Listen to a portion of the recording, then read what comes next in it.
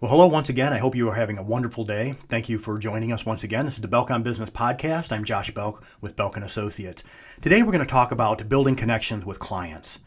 And in every business, it's extremely important that you have a good relationship with your clients. And being in a service industry, it is extremely important in your business. I don't care if you're selling watermelons, if you're selling real estate, whatever it is, you want to have a good relationship with that person that's actually doing business with you.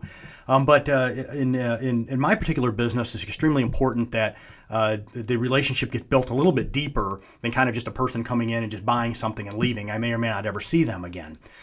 So we need to really kind of make sure that we're building deep and good, solid relationships. Many of our clients are in the real estate space.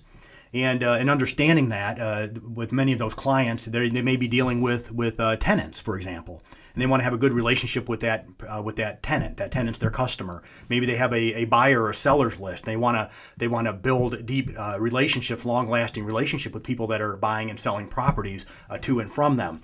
And so building connection with clients. And I'm going to talk about maybe 6 different areas that we can look into as far as building deep and lasting relationships with our clients. First of all, is having an understanding of what sort of issue is your client facing.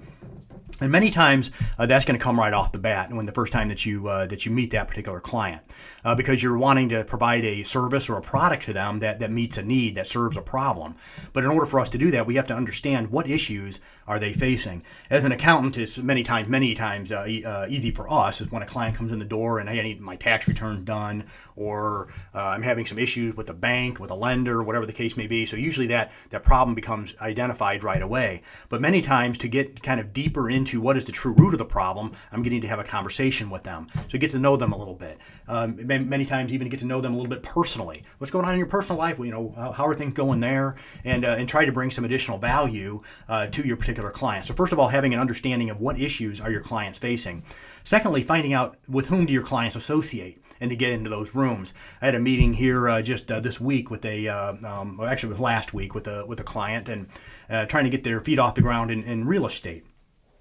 And it's also in a world that we operate in, and just having a conversation with them, and they're kind of just, I'm not quite sure what direction to go. And the very first thing I said is, hey, here's some clients that have some meetups in the area. Maybe you should consider getting into those rooms and start meeting with those people.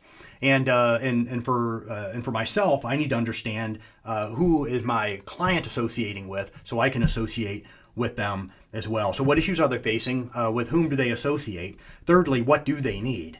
And many times when a person may come to you, what they need isn't not truly what they think they need, isn't truly what they do need. And so that does take a little bit of discernment on our part, but that's why we have that conversation. But really trying to identify is what does our client really need? And be able to provide a service or a product that meets that particular need. Fourth, who are their thought leaders and influencers? And so many times a conversation that I'll have with a client will be, hey, what book are you reading? Or maybe I'll notice maybe in their backpack, a book that they're reading. And who do you listen to? In my office here, we have different podcasts that are streaming quite frequently, and many times those are from different influencers that my clients have maybe referred me to, people that I enjoy following. But I want to learn and hear those same things that my clients are also hearing, so I can try to bring value to them in that particular area as well. So who are their thought leaders? Who are their influencers? Listen to who are they listening to, and read what they are reading as well. And kind of taking also that next step, also be able to have resources for your clients as well. So when they come in the room, hey, here's a podcast that you may find helpful. Here's a book that you may find helpful. There's maybe the book that I've given away more than any other book is a book called Traction, written by Gino Wickman, and probably for many of you that are listening to this podcast have heard of that book. But that's a book that talks about structuring your business in a way that both from a process end and also from a growth end, and it's an extremely powerful book. And I don't know how many copies of that book I've given away.